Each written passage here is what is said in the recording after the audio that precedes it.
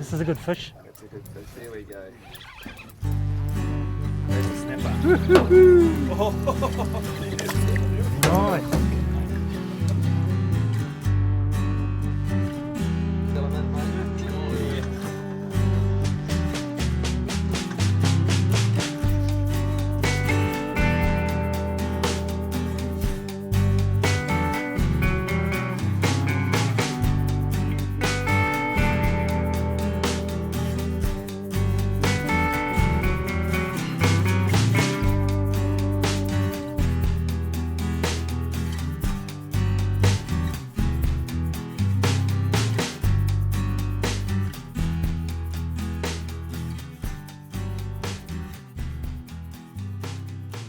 Because the Raglan fishery is so underfished,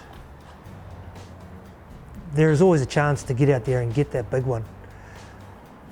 This time of the year, the big mooches are generally in the shallows around the reefs. There's very few reefs out Raglan way, so you've got to be patient. We love catching gurnard on the west coast because they're a really good size. They're generally always around where they're a snapper, pretty much hard on the bottom, and they're delicious. I have a bit of a rule on my boat that we release fish 10 pound and over. They're a big breeding fish. They're not that nice to eat. We'd rather catch some smaller pannies. When we head out to target some snapper or gurnard, the dropper rigs that I make up, they work well on the west coast. So we do run lures every now and then, but there are times when they just will not work. So make sure you take some bait just to get that feed. The dropper rigs I make up are 60 pound fluorocarbon, and I tend to put a couple of lumino beads here and there on them, just down deep. That's pretty dark. And the fluoro beads, lumino beads, they tend to attract the fish. The 7-bar hook generally hooks them in the corner of the mouth, and we can release them quite easily if they're oversized.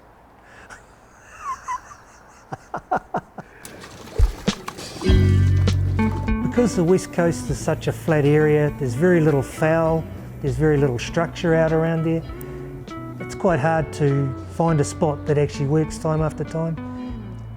So if you're new to fishing on the west coast, while you're heading out looking for somewhere to fish, just keep an eye on your sounder, see what's working on the bottom, and when you get to something that looks good, mark that spot.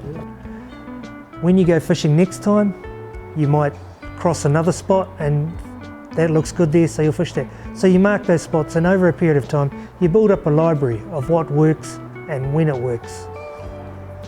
Raglan is a very good fishery that's so handy to so many people. Yet they don't use it, probably because of the bar. Tango 9387 Coast Guard Radio, go ahead. Here we have 4 POB, we're about to cross the Raglan bar back into the harbour. We'll give you a call on the inside. Hey Roger, Coast Guard Radio out. The bar is to be treated with a lot of respect. Talk to the locals, get some knowledge, go with people that have done the bar. Coast Guard, they run 2 courses a year out of Raglan. They advertise it on their Facebook page or their website, and they take you out. They do a course in the Coast Guard office, and then they'll take you out on the bar and do some practical stuff.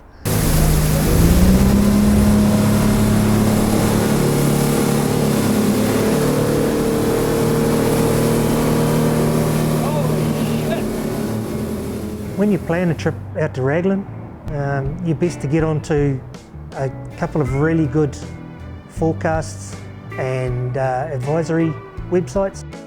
You're best to cross the bar on an incoming tide and sort of mid-tide up to high tide. When the least amount of water is moving really is the best time. And the bar is going to change with the moon, so take that into account, with the gravitational pull of the moon, etc. So obviously the full moon is a good fishing time, but it does bring the swell up. But yeah, there's days around where the bar is like the lake. The fishery out there is seasonal, like everywhere. Snapper, gurnard and kahawai are predominant, even kingfish predominant all year round. So you can get the odd spot out in Raglan where you start catching quite a few sharks. If you do find that's the case, just move to another spot because they won't go away. I started fishing 25 years ago with some mates from Raglan, and they were running these little boats with these little 90 horsepower Yamahas, and they got thousands of hours out of these boats, fishing, skiing, and it was just because of regular servicing. They looked after it. When they got home, they flushed it out, and that really convinced me to run Yamahas in the future if I was going to have a boat. When I had the opportunity to buy a boat and set it up, I had no option. I was going to run Yamahas, and that was the way forward for me.